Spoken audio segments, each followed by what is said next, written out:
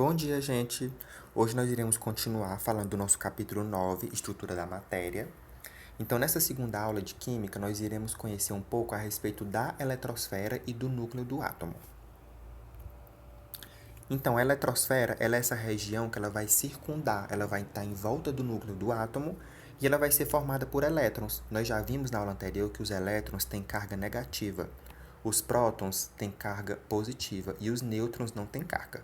Sendo que os prótons e os nêutrons eles estão no núcleo, né, como eu já falei, e os elétrons estão nessa região da eletrosfera.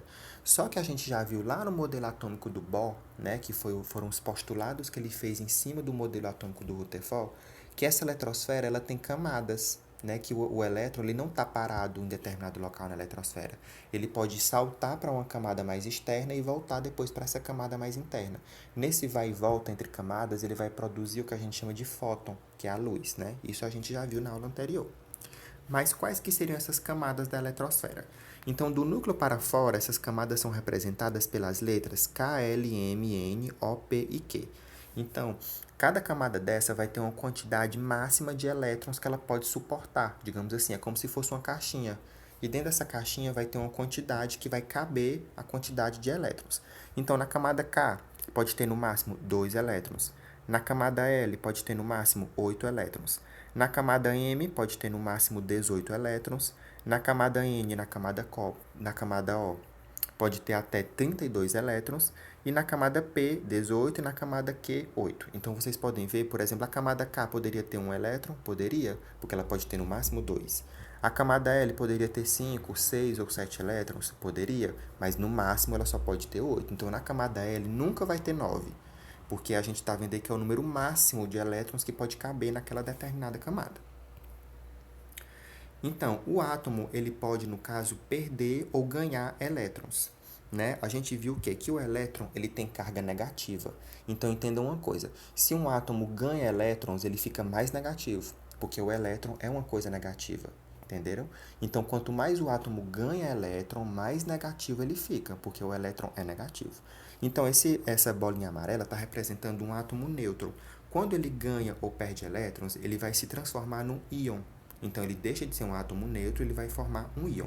Se ele perde elétrons, ele tem a tendência de ficar positivo. Por quê? Porque o elétron é negativo. Então, se ele perde elétron, ele vai ficando mais positivo. E nisso que ele perde elétron, ele vai ser chamado de cátion.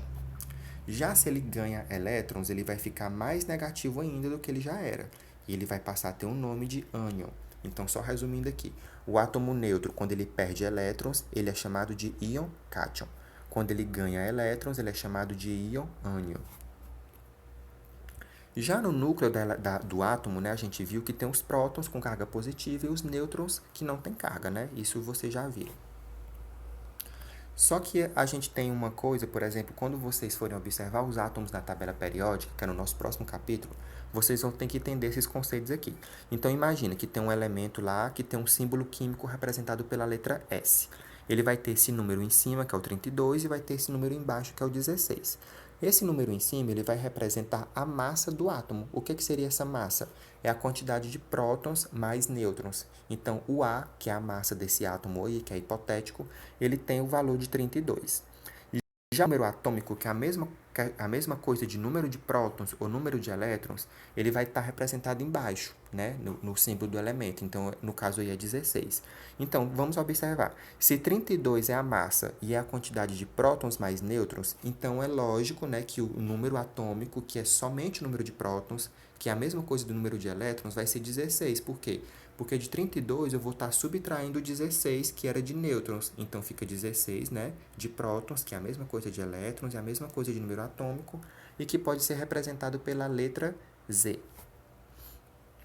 Então, agora vocês vão responder uma atividade que é discursiva, que eu mandei em PDF, e vocês vão responder ela, pode responder no caderno mesmo, e vão enviar para mim até o dia 15 de abril. 15 de maio, desculpa, pelo WhatsApp, para que eu possa fazer a correção. Então, por hoje era só, tenham um bom dia e bons estudos para vocês.